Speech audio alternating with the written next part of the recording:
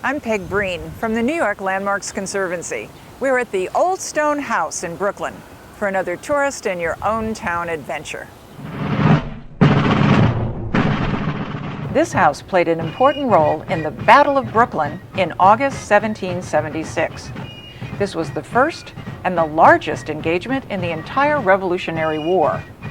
The building is a replica of the 1699 Vechte-Cortelyou House, which stood on these grounds. It contains stones from the original farmhouse. The interior contains a diorama giving an overview of the battle. As the American forces were retreating across Brooklyn in the face of overwhelming enemy troops, they were fired upon from this house. American generals William Alexander and William Smallwoods attacked with a Maryland regiment of a few hundred against some 2,000 enemy fighters. The Marylanders attacked the house 6 times before finally capturing it. They were eventually overrun by New Hessian forces and lost some 256 men. But the Marylanders delayed the British, who decided not to push further that day.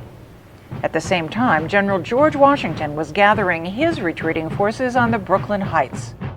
The British pause gave Washington time for a daring maneuver. He safely evacuated his troops to Manhattan by boats during the night. The Battle of Brooklyn covered a wide swath of ground. There are commemorative markers in several places, including what is now Prospect Park. And there is a colorful reenactment each August at Greenwood Cemetery. Fierce fighting also took place there at what is known as Battle Hill.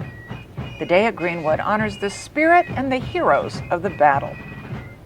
The Old Stone House also features exhibits on the American Revolution in general and colonial life. The garden features plants that reflect the natural landscape of the time. It's easy for New Yorkers to forget our role in the birth of our country. So come to Brooklyn and see where our revolutionary fight for freedom began.